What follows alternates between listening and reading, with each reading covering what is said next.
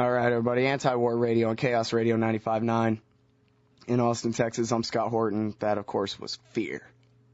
Be afraid. Be very afraid. All right, next, what am I talking about? First guest. Only guest. The guest today on Anti-War Radio, my good friend Anthony Gregory from the Independent Institute, the Future Freedom Foundation, LouRockwell.com, Liberty Magazine, Strike the Root, the Libertarian Enterprise, and I'm probably left off a bunch, too. Anthony, welcome back to the show. Hey, Scott, how's it going? It's going great. How are you? Good. Can you hear me? Yeah, sorry for getting you up so early this morning out there on the left coast. I was actually up very early this morning. Oh, there you go. Huh? I was up about 4 hours before you called me, believe it or not. So. Oh, geez. Well, I don't feel bad then. No, don't feel bad about that. All right. Hey, so you got this article on Lew Rockwell today, and I love this title. We have met the North American Union. And I guess we all know how that ends, right? Yeah, I was gonna put the finishing touches on that title, but I thought it'd be better if we left it off. And besides, the classic "We have met the enemy, and it is us." Being a non-collectivist, I thought even for a title that was conceding too much to the social contract theorists. It's not really us. And you're right. But yeah, I wrote an article about the North American Union, or more precisely, the kind of the background history that relates to the drive to put all of the North American continent under one government. Now, this is something I talked about on the show with Will Grigg. Yeah, I heard that. That was a couple good. Weeks ago. Yeah. And this is, for some reason, I can't really figure out. I haven't really been following the story nearly as closely as I should. I know that there's been a push for a long time among so-called realist types to, forge Continental Union to whatever degree they can get away with. And, in fact, I think Vicente Fox came right out and said one time, the former president of Mexico came out and said, look, the European Union is our model. We start with a free trade agreement, and then we work toward, over the long term, combining our governments together and so forth. And Will Grigg talked about how they really are working towards this in these the prosperity partnerships and whatever they call it. They're working on harmonizing the regulatory, the executive branch regulatory systems of the three governments together, basically. Yeah, and there was a meeting a few weeks ago between Bush and Canadian Prime Minister Stephen Harper and Calderon, Mexico's president, on discussing the integration of these nation states. They didn't come right out and say, well, they want one government. And in the short term, that's probably not exactly what many of these leaders want. But there's been talk of this, and of course, the Council of Foreign Relations has ambitious goals of a North American community by 2010, which is only in a few years. Well, and then the question is what that really means. I mean, a North American community. I mean, I guess it's a gray scale somewhere between harmonizing regulation and actually making the enforcement one big agency somehow, which I think we're probably a ways from that, right? Yeah, I think so. And my article isn't quite a lot of patriots and America First conservative types are worried about this whole plan, and I think some of them think the plan is more it's going to happen sooner or more thoroughly than I would worry. But my main point in this article was to put a different spin on it, because right. They seem to think that it's sort of a UN baby blue helmet takeover of America kind of situation, right? Right. As usual, they think that the international bodies are going to steal American sovereignty, and the poor David, which is the U.S. government, is going to be destroyed by the Goliath of these much smaller governments. And this is what they think about the UN, about the WTO, and of course, there's always some truth to it, but. My emphasis is that the U.S. government always wants to call the shots. The U.S. is right now the empire. It's the global empire. It's the biggest government in world history. if you're at the helm of the biggest government in world history, chances are you're not trying to find ways to reduce your own power for the benefit of some other criminal thugs in other governments. I mean, you might make deals that help enhance their power, but only if you see it as also enhancing your power. So I don't see the big threat that we're likely to have in the near future, the U.S. relinquishing its sovereignty. I mean, the U.S., in a sense, is all too sovereign over the whole world. It's a government that doesn't, it's kind of this. It's like guilty projection, right? Our government violates the sovereignty of every country in the world, and we're scared that we're going to have some comeuppance one day. Right, and that's exactly right. They talk about our country being invaded, but nothing compares to an actual armed, violent, murderous invasion like the U.S. engages in more often than a civilized nation should. If there is such a thing as a civilized nation state, probably not, but you get the point. I mean, there is some projection here. It's funny when, I used to be more of one of these kinds of guys who was worried that the blue helmets would come in and they'd take away our Bill of Rights. But the fact is, if the U.S. does give up what remains of our Bill of Rights, it's going to be done with the consent of the U.S. government and with the tacit acquiescence of most American people. And the Bill of Rights, for example, they say the UN doesn't have these rights protections.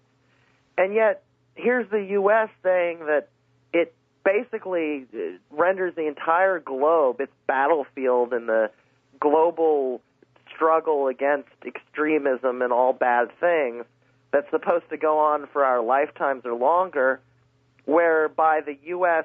executive has the supposed legal prerogative to detain anyone for, basically indefinitely without due process. Including Americans. Including Americans, right. So, I don't agree with the UN Declaration of Human Rights. I do think it's very much inferior to the language in our own Bill of Rights. But who has really effectively stripped down the Bill of Rights? I mean, you don't see these third world countries coming in and waging a drug war and stripping us of our guns and designating areas as free speech zones, to say nothing of trampling around the world, detaining people, renditioning people. So the U.S. government is not really our protection against other governments imposing their sovereignty on us. I mean, it's not like it's a theoretical impossibility for foreign governments to threaten our liberty and for our government to, it's not theoretically impossible for a government to stand as some sort of a bulwark or some sort of shield against foreign governments. But in our case, you worry about a world government, we have it. And you worry about the North American Union, we have it. Its capital is in Washington. Yep, and it's been that way. And what I really like about your article is you go back 300 years for us and say, look, let's get this straight. The American so-called civilization, whatever it is, different form of government then, but that quote-unquote Americans have been trying to steal Canada since, 1700? 1711 or something like that, you said? Well, sure. The belief that Anglo-Americans should rule North America goes back to England and the Puritans. And the belief, and increasingly they really thought that Canada would be part of the same community.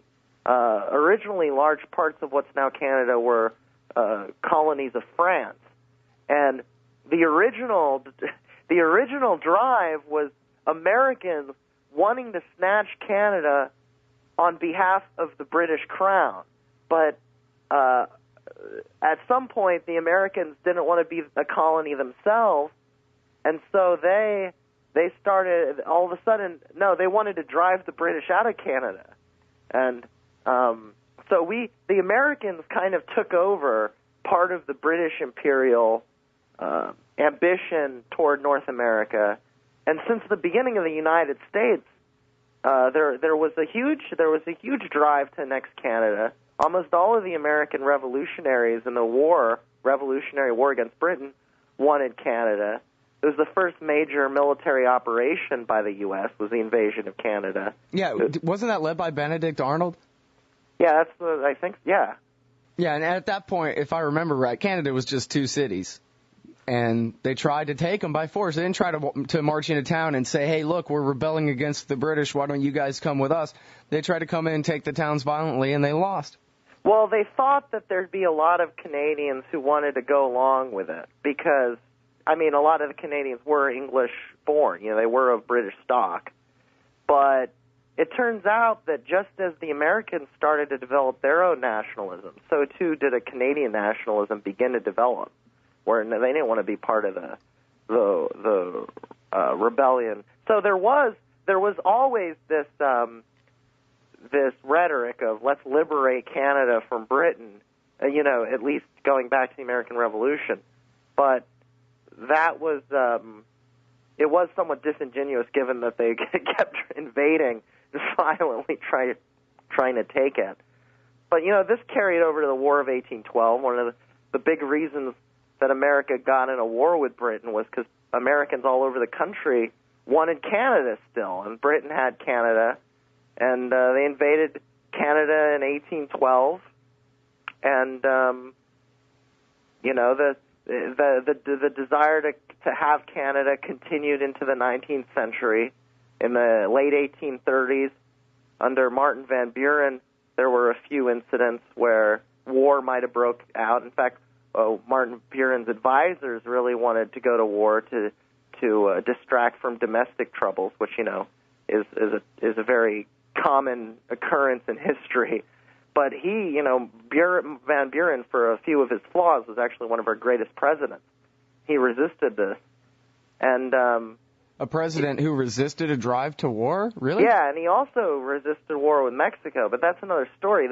See, the North, and also around the same time, you know, much of what's Canada now wasn't Canada back then. And in the Northwest, there was the British Columbia District, and into the 1840s, Americans wanted that.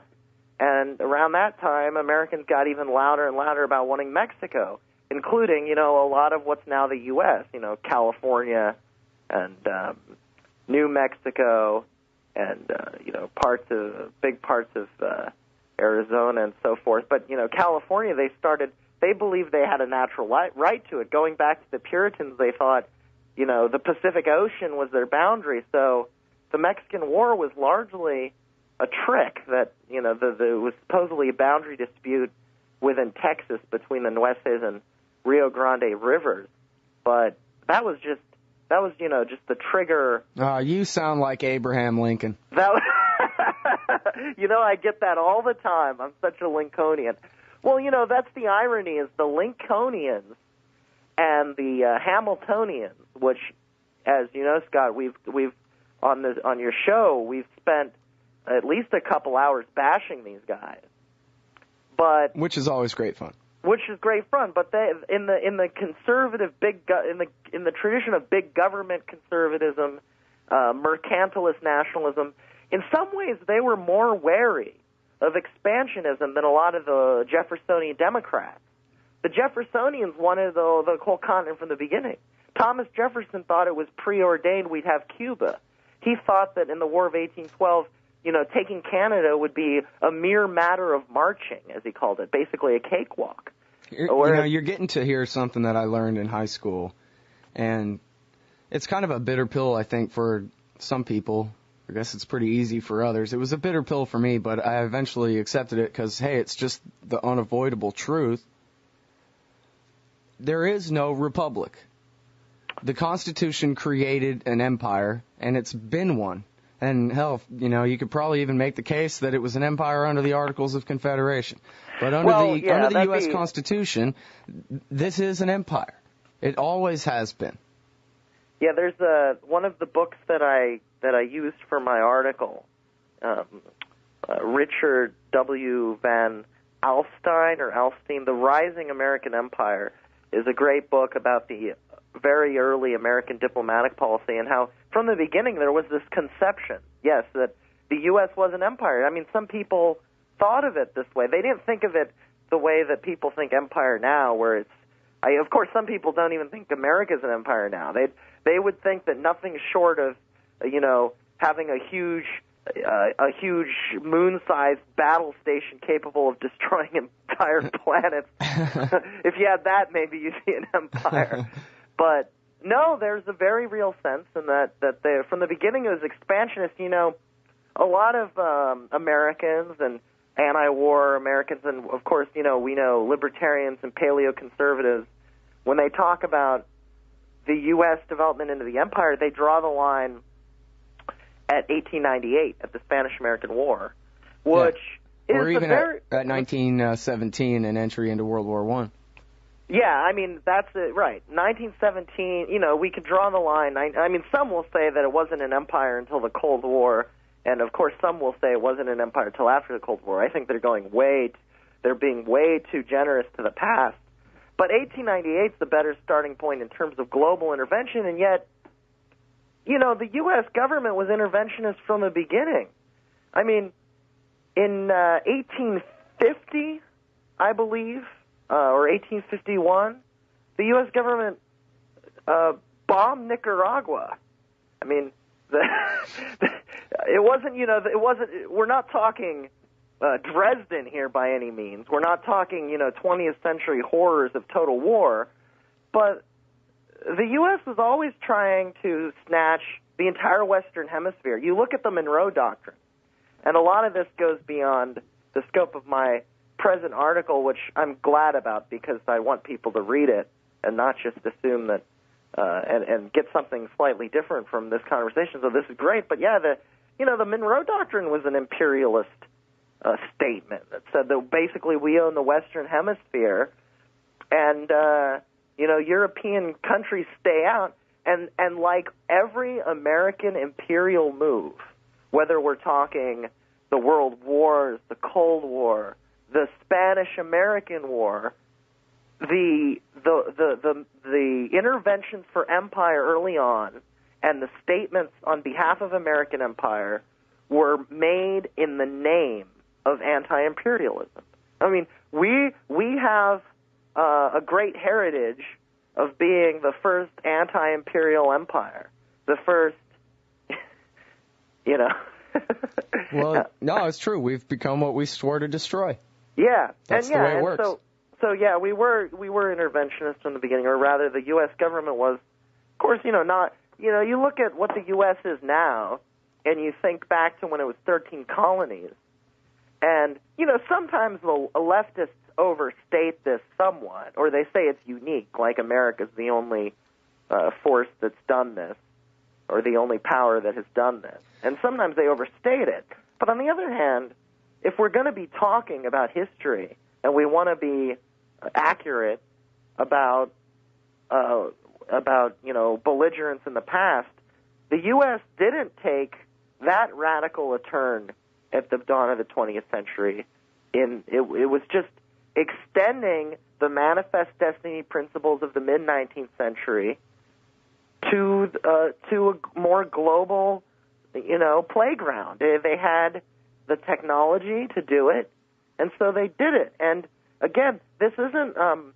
There is some aspect of this that's distinctly American. This, we're the shining city of the hill, and we're going to spread liberty everywhere. So there is that, but we need to remember that this happens with a lot of cultures and societies. I mean, America just happens to be the big empire now. But yeah, I mean, and look, if this was a republic, then the government would exist to protect our property from crime, basically, from other people using aggression against us. Mm-hmm. But from the very beginning, and as mentioned in your article in a few different places, from the very beginning, the idea was the national government's job was to steal property to turn it over to private Americans. I mean, they're an aggressive force and always have been. They call it, I guess, the The euphemism for empire back then was the commercial republic, which just means that the national government is actually, is just soft fascism is all it is. The national government in the employ of the favored private interests using tax money, the socialist system of supporting the state, the collective system of supporting the state, to intervene violently on behalf of private people.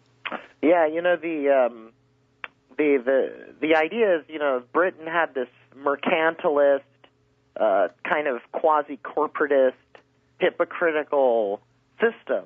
The Americans rebelled against it and made their own country, but it's not as though the Americans had there was an ideological moment of clarity. I would not want to say the American Revolution was not without its many merits, but it's not as though that, very Anglo-American expansionist imperialism that the American colonists were going along with during the 18th century up until the Revolution disappeared when America revolted. And just like pretty much every war, the American Revolution, in effect, brought a lot of the worst Americans to power. All these, all of the nationalists, the Benjamin Franklin, who originally, by the way, I touch on this in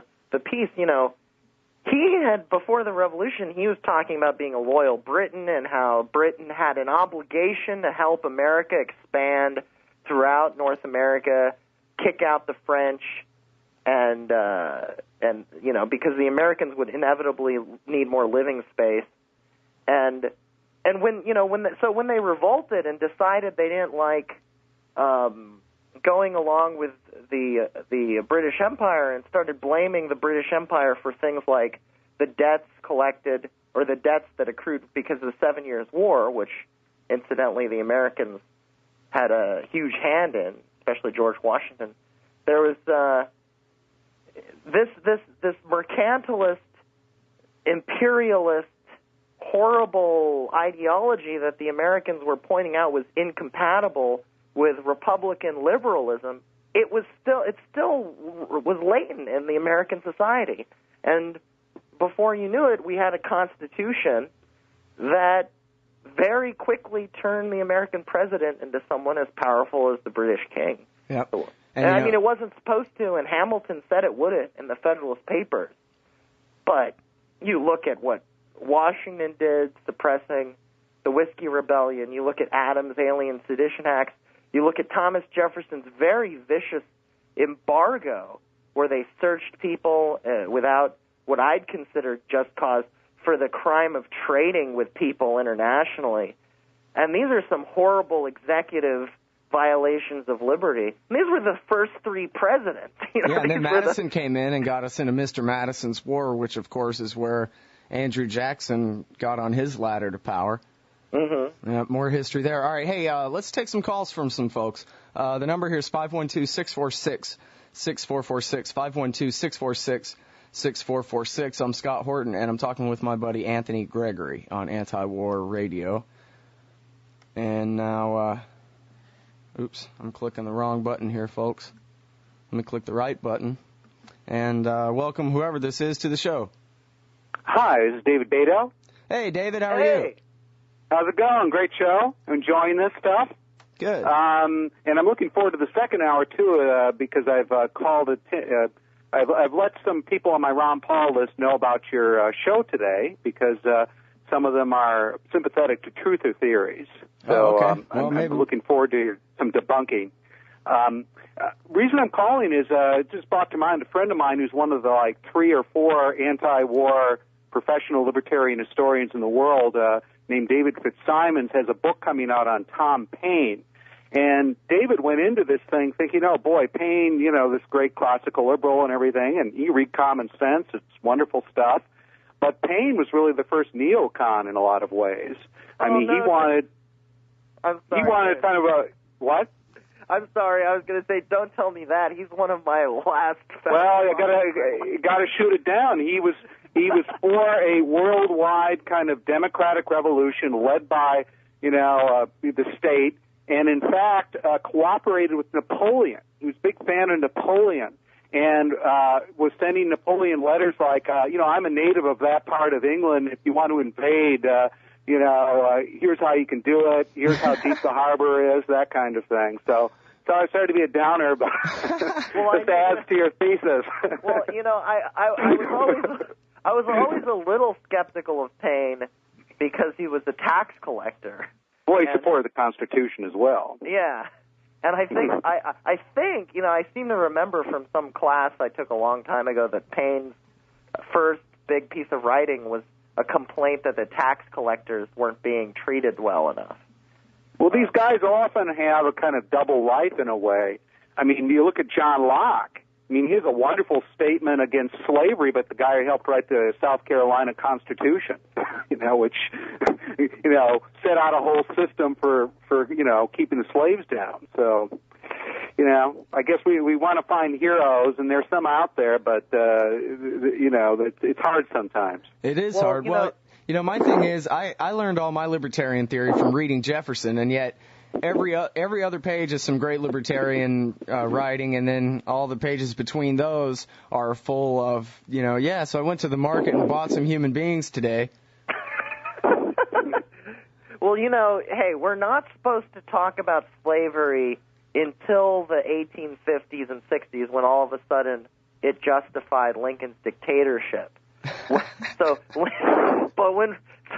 we're talking about the founding American generation, which revolted against Britain, yes, they had slaves, but that's not really important. But then when we're talking about Lincoln, sure, he might have murdered a bunch of people, but he was fighting a seceding a nation that had slaves. So that is interesting, and of course, I think we should be very sensitive to all of this stuff and try to be truthful, but that's a shame because Thomas Paine does have some of the better writing of some of the, some people don't consider him a founding father, but I always did, at least in spirit, but yeah, maybe he was the first neocon. Well, a lot of times, I used to, in a positive way, say he was our Trotsky, but maybe there's a negative. Maybe he was our Trotsky in other bad ways as well. The kind of guy that was the big rabble-rouser and promoting worldwide revolution because he very much had the state involved. Well, these guys were very flawed, but they did create something called the Articles of Confederation, which, reading that thing over, it was a pretty good system. And it had implications for the slavery issue because it had no fugitive slave clause in it, and you could have imagined, I think, slavery petering out under a system like that over time. Well, sure. Jeff Hummel, who actually is the great libertarian historian who criticizes the Articles of Confederation for being too centralist, argues that slavery depended a lot on federal subsidies, the Fugitive Slave Act, and it's very possible to think that America would have gotten rid of slavery earlier if it weren't for the nationalist counter-revolution of the Constitution, which, of course, we sit here now thinking, boy, would we love the nationalist reactionary Constitution compared to what we have. But, well, they got the Northwest Ordinance under the Articles, which got rid of it, and it lost by only one vote in the Southwest. One vote, and that would have been kept out of the Southwest. But anyway, I'm enjoying the show. Let you guys keep going on. All right, hey, thanks very much for the call, David. That was great. Thanks for bursting another bubble. All right. I can burst some more. Don't worry. Thanks, Talk David. to you later. All right, everybody. That was David Beto from the great blog Liberty and Power at the History News Network. And he's a professor of history at the University of Alabama. Is that right, Anthony? Yeah, I think so. Sorry, David, if I got your university wrong. I'm pretty sure it's over there, and I think that's the university. But Well, I don't know if I ever told you this story, Anthony, but I live here in Austin, Texas, and not too many blocks away is the corner of 11th and Congress Avenue, with the Texas State Capitol building there.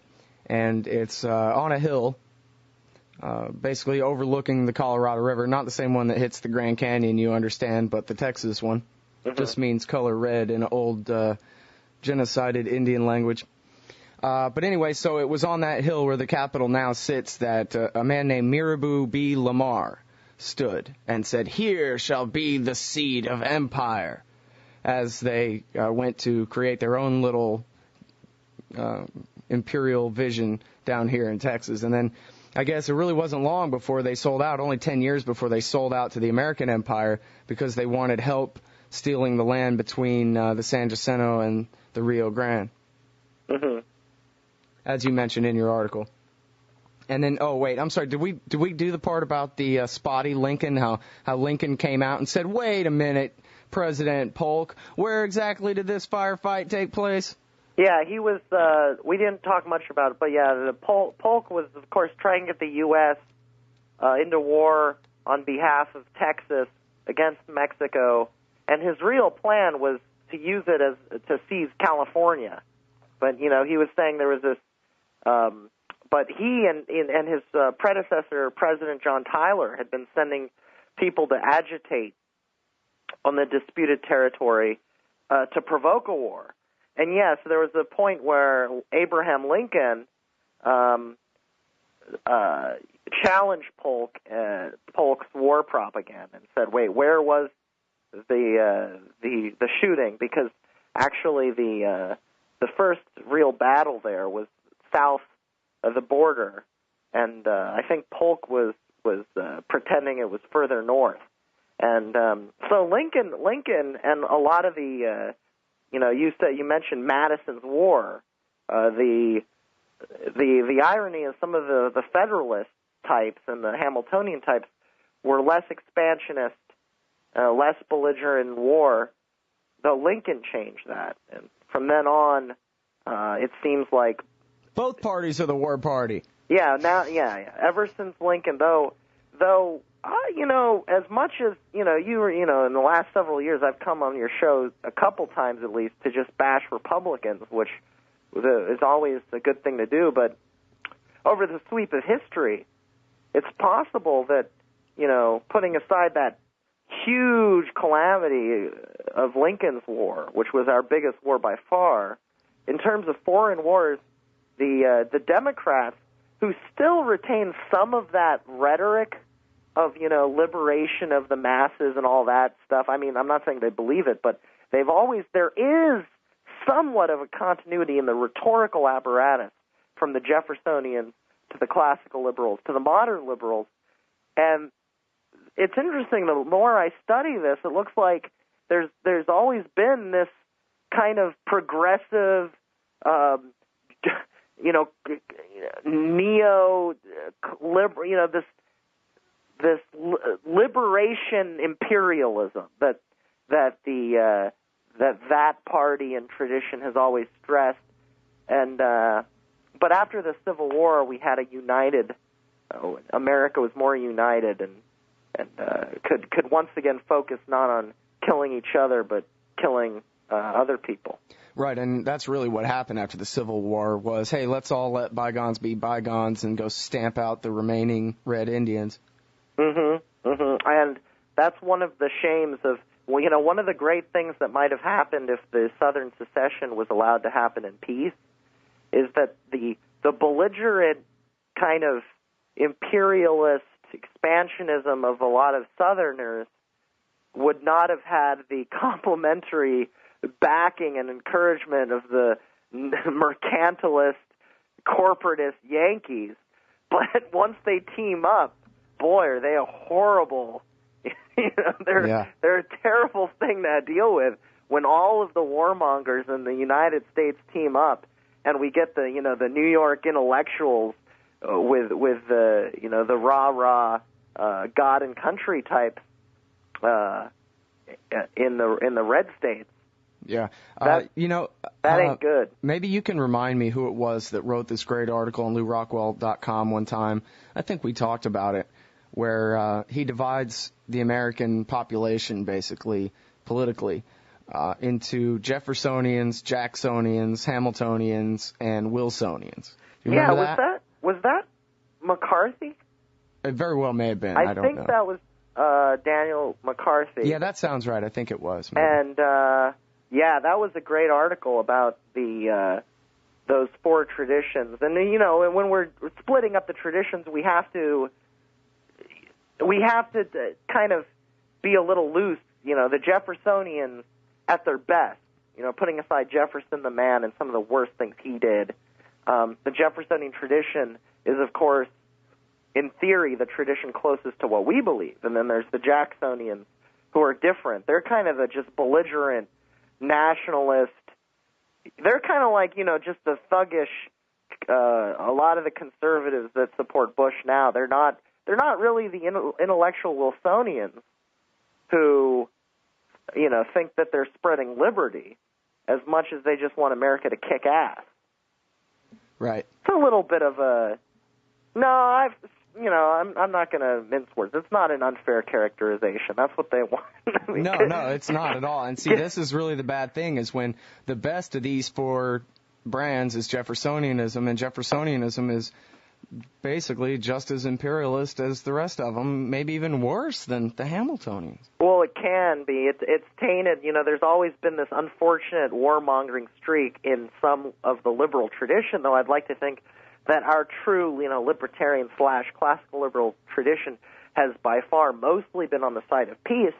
But nothing is as good for American wars as Jeffersonian rhetoric. They always use our rhetoric, right, to justify war, because if they say they want to go, attack Iraq so they can enslave the Iraqi people, no one's going to go along with that.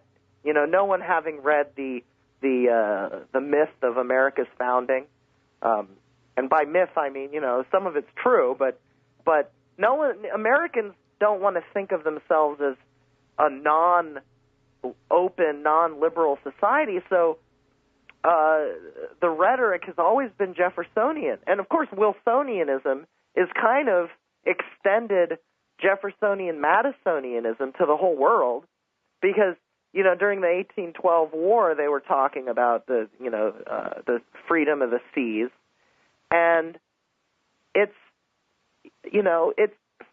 a lot of what they say. They want the world to be more like, more free. You can't disagree with this. I mean, who wants Saddam torturing people? Nobody. Well, okay, maybe Saddam, and maybe if you go back far enough, some of his U.S. supporters, for all I know, but no. No one wants to think that that's what that they're supporting tyranny.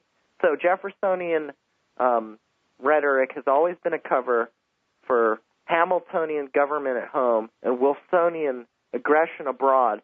And that's really the tragedy of America. That America, and one reason we have this powerful empire now, is because we are more free in a lot of ways than some of these other empires are. And more freedom, as Adam Smith pointed out, means that the nation and the nation state are stronger because people produce more wealth, and it's tragic. I think Lou Rockwell says that one of the one thing that we can criticize about capitalism, and it's not about the market itself, but one unfortunate thing about it is it provides the loot for the state to be very aggressive, especially abroad, because if it loots us too much, the taxpayers, it dries off. The parasite doesn't want to kill the host. But as long as the parasite and the host are getting fat, I don't know how much I want to extend this metaphor, but you get the point. It can be aggressive abroad. Well, and I think the reason so many people are freaking out now is because they feel like we are getting to that point. It's not just that we've lost our Republican liberty, that little R Republican liberty. It's that we're about to lose our empire, too. Mm-hmm. Which, that would portend all sorts of negative things about our, American society becoming poorer. But I'd say if there's any bright side, if there's any silver lining to the neocon policy, it's that it's discrediting the American empire. It's going to make it harder, maybe, to wage war, to get people on board to future U.S. aggression. So the irony is a lot of the people who are now turning against the war finally are turning against it for what I consider to be not my reasons. You know, but I'll take idea, it, right? Huh? Yeah, it's not the right reasons, but good enough as long as they're... Right. Well, I'm not going to tell them to support the war, but yeah. It's a delicate thing because, you know, when we're talking about the health of America and the health of the U.S. government as if they're the same thing, it's not as though it would be good for us, Americans, you know, on a methodological individualist level, like person by person, for the empire to completely collapse tomorrow in a terribly calamitous manner. I mean, that goes without saying, but we are kind of now, our society is all interwoven with the state. So now that doesn't mean I don't think depoliticization or, you know, getting rid of the state, reducing state power couldn't be done in a peaceful way that would minimize the transitionary pain. I think that it could be done. But it would have to be done carefully, and the people would need to want it. But if the way that we're actually going to end our imperialist foreign policy is the way that Ron Paul sometimes hints at, we're going to run out of money, that's not going to necessarily be good for Americans to go through. No, it certainly will not be. I don't think anybody favoring libertarianism wants to see a traumatic shock. Look what happened during the Great Depression as just one example. Right. You know, what we need is to, you know, quadruple our efforts. Yeah, and we need to explain to people what's going on. You know, if the dollar falls and America becomes poor, we need to know, help people understand why. And that's why us being against this war from the beginning, and certainly now, is very important because, you know, libertarians, since you and I believe we're right, obviously, as most people do, that most people think they're right? Sure. We shouldn't be afraid. I know I am. No, I'm just kidding. We shouldn't be afraid to tactfully say, I told you so, when it's appropriate and when it's germane. And, you know, when we were against this war from the beginning, you know, not exactly predicting every precise problem, but knowing that it would be a disaster, and, you know, a lot of us warned about a lot of the specific problems that did occur. That's good, because then maybe next time people will realize that it's the policy, as Ron Paul says. It's not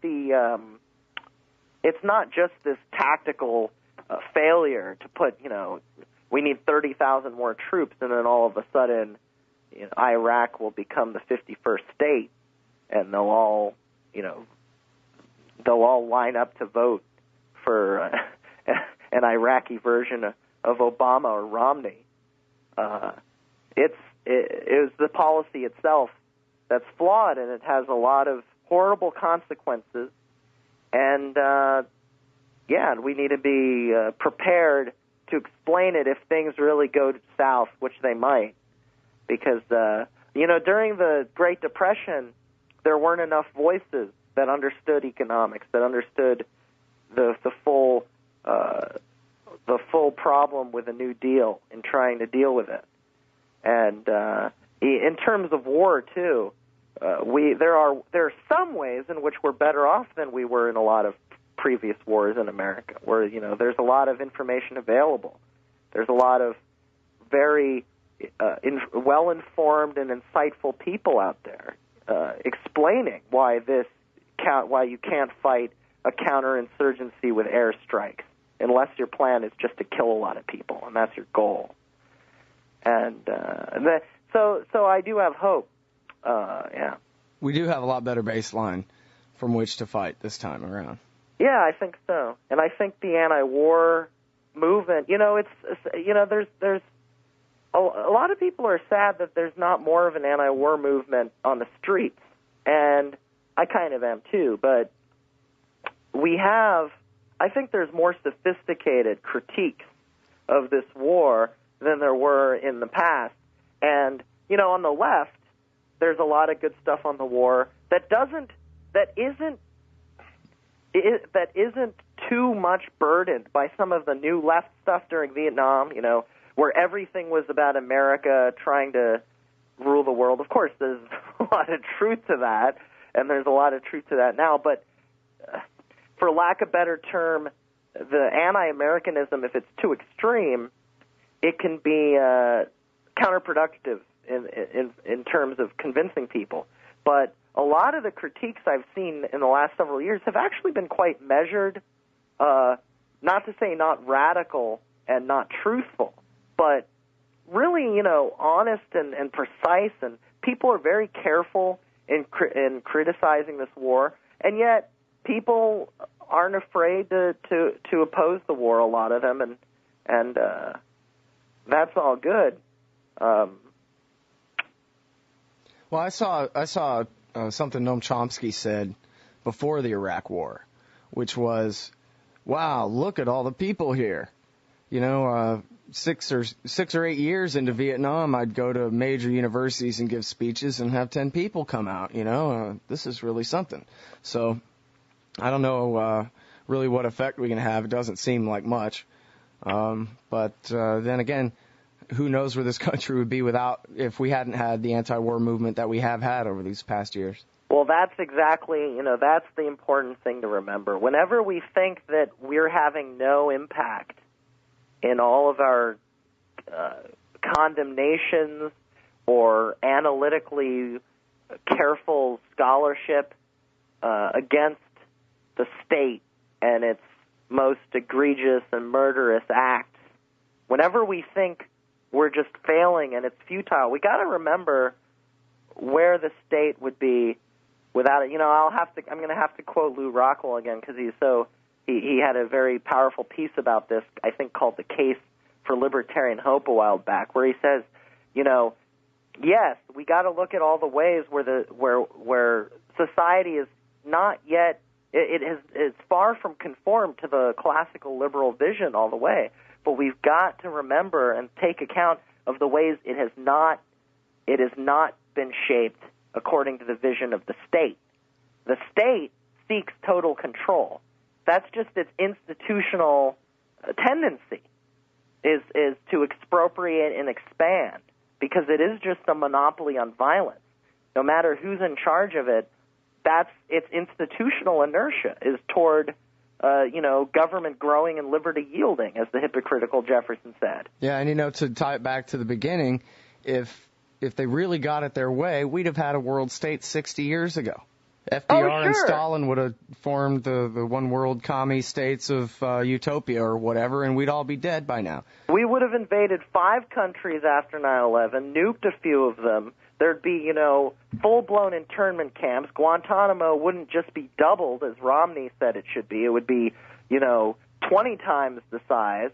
And, of course, there's a limit in terms of what humans can put up with and what the laws of economics will allow. The state can't have total control of everything. It just doesn't work that way.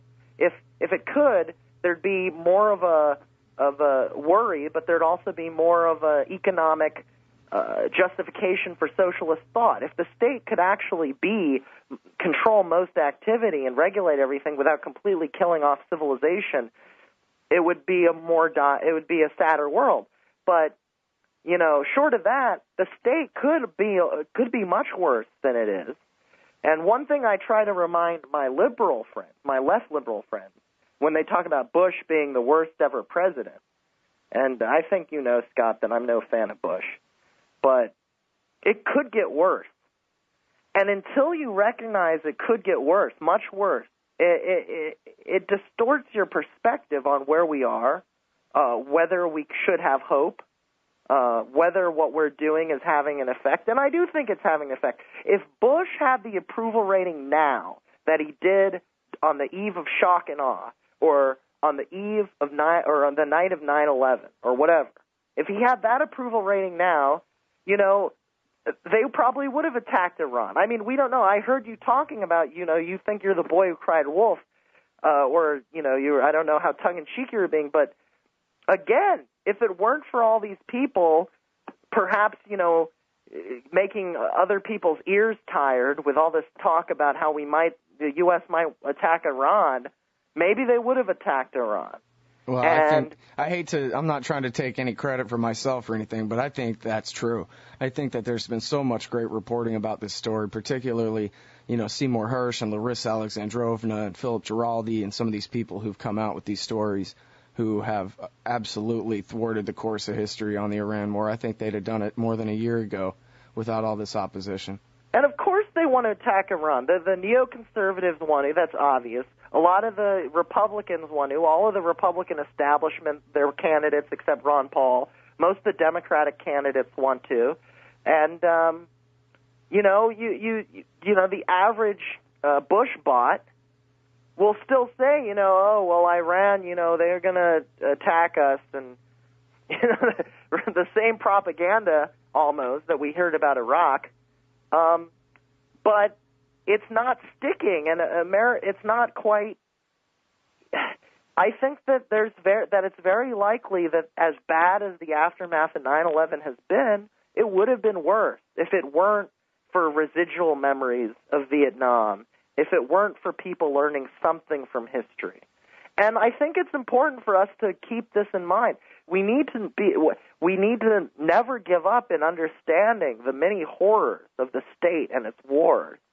But we also need to remember the other side, the side where the state there's spheres of liberty where the state can encroach because people wouldn't put up with it. We don't have chattel slavery, We don't have mass conscription.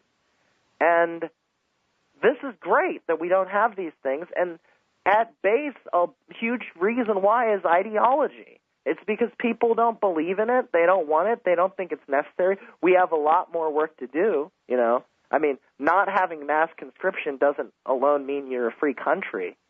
But there have been ways that liberty's declined ever since I've been born, to say nothing of the last 100, 150, 200 years. There have been ways in which freedom has flourished. Internationally, much of the world is better off than it was. And America, despite what we might think, isn't the only country. And the only reason I bring this up isn't to say that, that I'm not an internationalist in the sense that I think that matters more than individual liberty of Americans. But, I mean, America is kind of in this really odd phase right now. It's been expanding since, it was 13 colonies with varying degrees of belligerence, with varying degrees of duplicity and murderousness.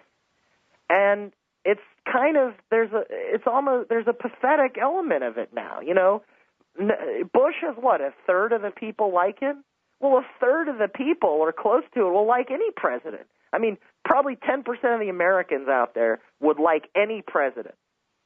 And then another 20% of Americans from either party would probably like almost any president from his party. There are people out there, Bush would have to kill their family for the people to, aside from the Iraq war, because even that won't do it for some people, but Bush would have to personally do it for some people to stop liking him. But we have a very low approval rating for the president, and this is a glorious thing. We should never. This is the time for libertarians and those who oppose the U.S. empire to say, this is what we want. I mean, we want more of this. And of course, what we really want is for peace, right? But this is, given the post-World War II U.S. empire, this is a great thing that Bush has. You can't minimize all the damage he's done, the hundreds of thousands of people who've been slaughtered in his wars. But, and there is a but, he's very unpopular. And that's why we need to think long term. The next president might be one of these, FDR types who's able to get 90% of the people on board. And that's when it's going to be really horrible for people like you and me. right now, we've got to kind of savor this and use this as an opportunity to educate people on how it's not just Iraq. It's not just the U.S. bullying Canada and Mexico with its regulatory harmonization. It's the big picture. It's fundamentals. It's the side of the American Revolution that all of us claim to take some pride in. It's the principle. And if we get that through now, when people are very skeptical of the president, this is our chance. We don't want another FDR type or Reagan type, as he was. Reagan did this on the right, where he got people pro-government again.